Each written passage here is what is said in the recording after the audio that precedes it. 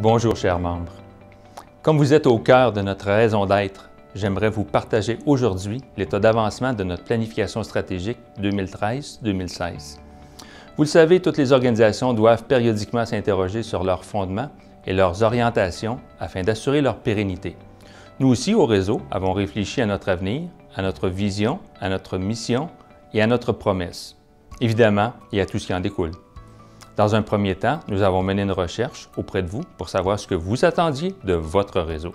Nous avons écouté vos commentaires et avons mûrement réfléchi afin de nous ajuster à vos attentes. Basé sur ce que vous nous avez communiqué, le conseil d'administration a adopté, voici un an, un plan d'action pour moderniser toutes les facettes de l'organisation. Il était crucial de nous assurer que vous soyez au centre des activités du réseau. Depuis, l'organisation s'affaire à devenir une organisation résolument orientée pour répondre aux besoins de ses membres pour, ultimement, devenir le réseau incontournable qui relie et rassemble les ingénieurs au Québec en leur donnant de la valeur. Pour y parvenir, de nombreux chantiers nous ont tenus occupés cette année. Aujourd'hui, je vais vous parler de quelques-uns de ces piliers stratégiques. Les autres feront l'objet de présentations plus approfondies à l'occasion de l'Assemblée générale annuelle qui se tiendra le 20 novembre prochain, à laquelle je vous convie.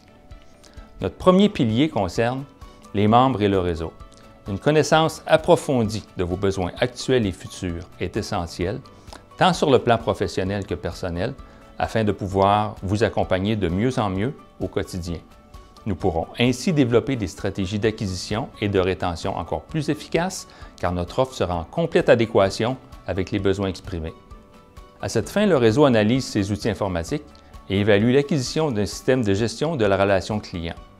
Ce système servira, entre autres, à capter, traiter, analyser les informations pour vous offrir une expérience unique et distinctive. En préparation à des études plus approfondies sur les attentes et les besoins des ingénieurs, nous avons élaboré une segmentation par profil professionnel.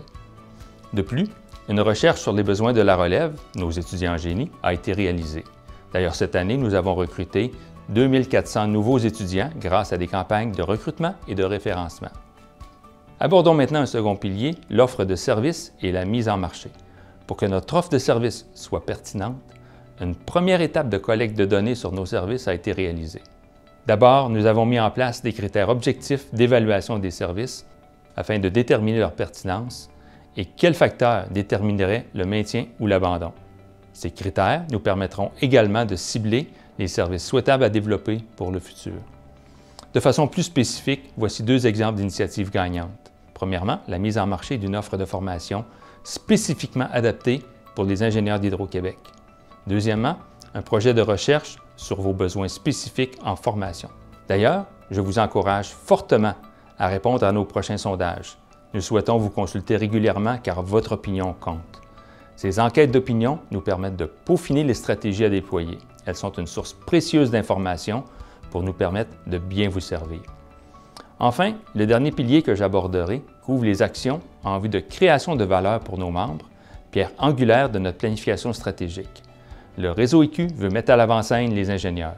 Nous voulons partager l'unicité de notre travail, propager notre contribution sociale et multiplier les occasions pour partager nos connaissances, favoriser les échanges et promouvoir les bons coups. Tout ceci afin ultimement d'alimenter le sentiment collectif de fierté. Le réseau a réalisé plusieurs actions en ce sens. À titre d'exemple, nous avons déployé un plan de valorisation de l'ingénieur, notamment par des témoignages captés sur vidéo, qui génèrent en moyenne 750 visionnements par clip et surtout de nombreux commentaires positifs. Nous avons multiplié les événements et occasions de réseautage et nous avons actualisé notre image de marque qui met l'ingénieur au centre de nos priorités et actions. Évidemment, tout ceci n'est qu'un très bref aperçu de nos travaux en cours.